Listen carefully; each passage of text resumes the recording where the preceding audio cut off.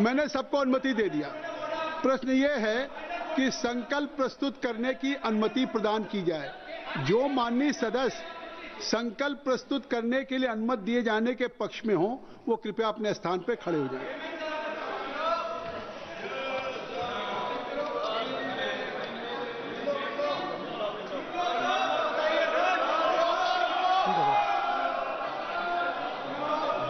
पचास से अधिक सदस्य प्रस्ताव के पक्ष में खड़े हुए हैं। नियम 201(3) के अंतर्गत संकल्प प्रस्तुत करने की अनुमति प्रदान की जाती है। जावेद जी, श्री जावेद जी, अब संकल्प प्रस्तुत करिए। संकल्प प्रस्तुत करिए। Sir, I move the following resolution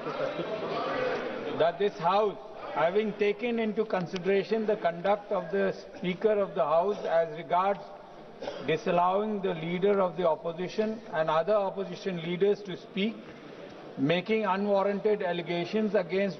women MPs belonging to the opposition, suspending opposition MPs for an entire session for raising issues of public concern and not rebuking ruling party members for making wholly objectionable and derogatory remarks against former PMs, feel he has ceased to maintain an impartial attitude necessary to command the confidence of all sections of this House, that in his partisan attitude he disregards the right of members of the House and makes pronouncements and gives ruling calculated to effect and undermine such rights, and he openly espouses the version of the ruling party on all controversial matters, that all these acts constitute a serious danger to the proper functioning of this House and ventilating effectively the felt concern and grievances of the people, and therefore resolve that he be removed from his office.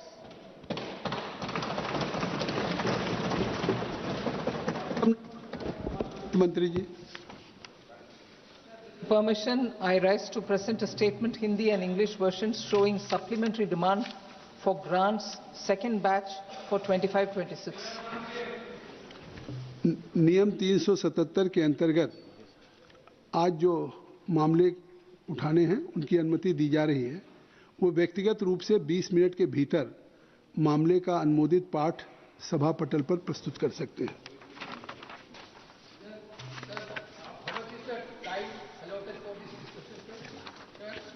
As you wish.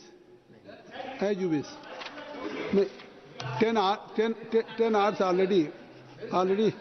already आज इस विषय पे जिसको हमने अभी अनुमति दी है और प्रस्ताव आया है, इस पे चर्चा करने के लिए 10 घंटे का समय निर्धारित हुआ है। 10 hours और ये चर्चा 10 घंटे होगी। प्रस्ताव की अनुमति भी दे दी है और जैसा स्पष्ट है कि ये सदन में जो संविधान का आर्टिकल 94 है और लोकसभा की जो प्रक्रिया और कार्य संचालन नियमावली 200 है, इसके दोनों के अंतर्गत लोकसभा के अध्यक्ष के पद के हटाने का संबंधित जो संकल्प है उस पर चर्चा अब शुरू होने जा रही है। आर्टिकल 94 के अंदर अध्यक्ष को हटाने के लिए सदन में एक प्रस्ताव लाया जाता है। इसके पूर्व सूचना दी गई हो, लोकसभा के नियमों के अनुसार प्रक्रिया पालन किया जाए।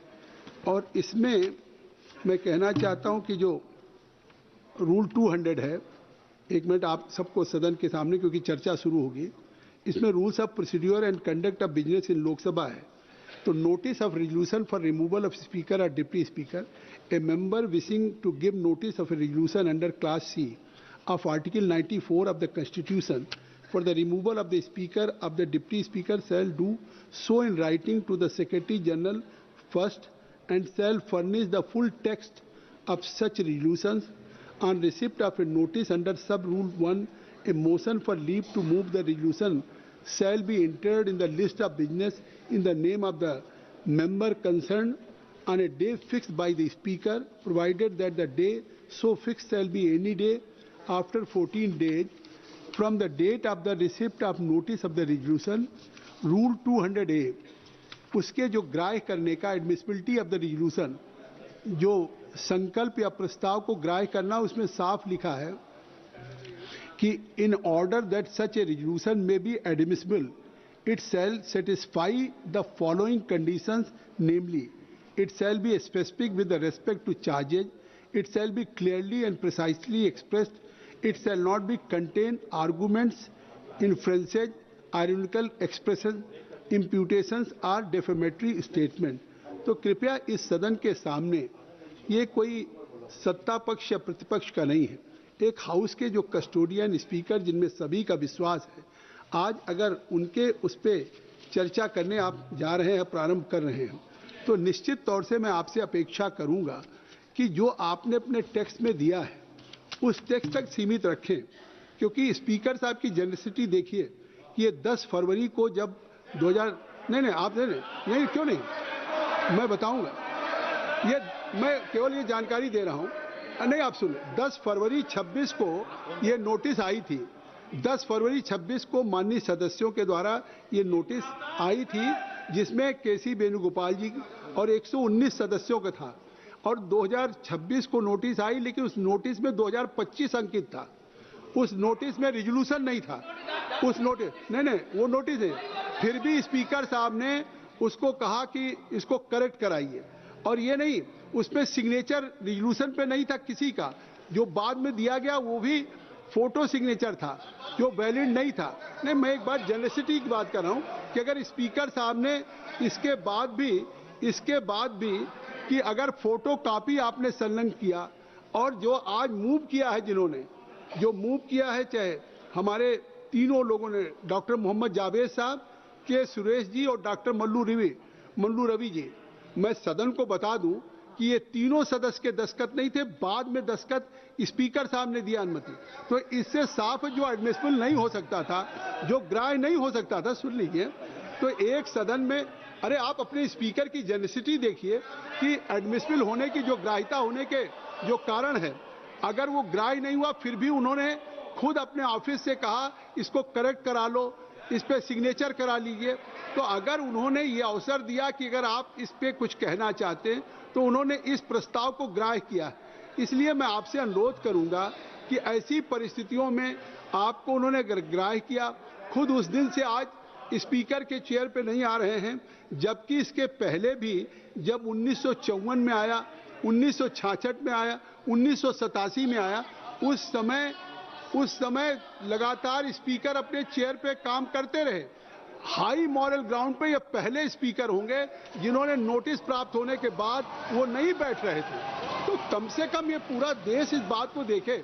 कि अगर वो आज इस हाई मॉरल ग्राउंड पे इस नोटिस के लंबित रहने तक वो नहीं बैठ रहे हैं। इसलिए मैं कल चाहता था कि इस पर चर्चा हो, इसलिए कि एक स्पीकर जिन्होंने आपके इस प्रस्ताव को ग्राह्य किया, और प्रस्ताव को ग्राह्य करने के बाद अगर इस चेयर पे नहीं आ रहे तो उसका निस्तारण होना चाहिए थे। ये बात हमने नहीं, उस समय के प्रधानमंत्री नेहरू जी ने भी कही थी कि इसकी सदन में तत्काल चर्चा हो। नहीं, ये चीजें हैं, और उस समय प्रधानमंत्री राजीव गांधी ने भी कही थी। नहीं देखिए, जो चीजें रिकॉर्ड पे हैं उसको आप कहां ले जा सकते हैं, तो अब उसको अगर आप तो उसको तो नहीं, मैं इसलिए कह रहा हूं कि आज की जो डिबेट हो अच्छी है, आज की डिबेट हो। नहीं, आप क्यों परेशान हो, चेयर को बोलने देंगे ही नहीं,